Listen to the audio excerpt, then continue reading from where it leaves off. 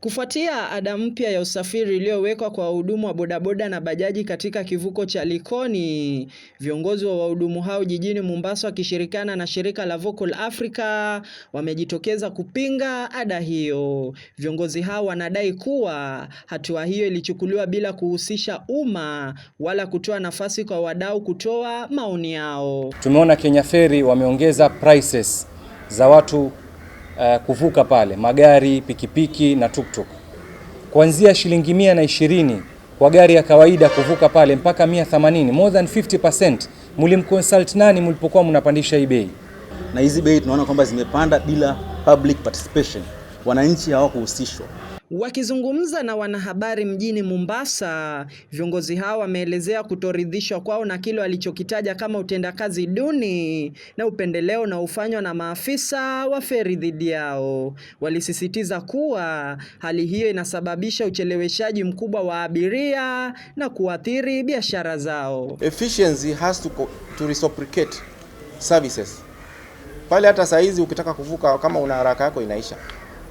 Shida huwa sijui kama ni Kenya Ferry huwa wanakuwa na mgomo baridi ama ni structure ya management ku control pale ferry. Hiyo ni shida ambayo imekuwa kila kuchao na inazidi kuongezeka. Ukienda pale ferry wakati msongamano huko mkubwa, utapata watu wanaitwa VIP ni sawa.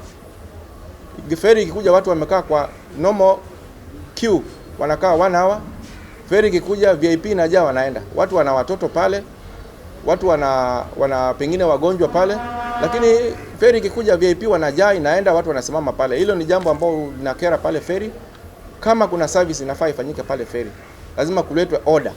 Aidha, kupanda kwa bei ya mafuta kumetajwa kama mzigo mzito unaozidi kuwakandamiza madereva hao. Watumiaji wa petroli mkoani Pwani wamelalamikia bei ya bidhaa hiyo ambayo bado haijashuka kwa kiwango kikubwa ikilinganishwa na ile ya dizeli. Tungeomba kwa sasa Mheshimiwa Rais na wahusika wote waongele hili jambo, atuite na sisi pia.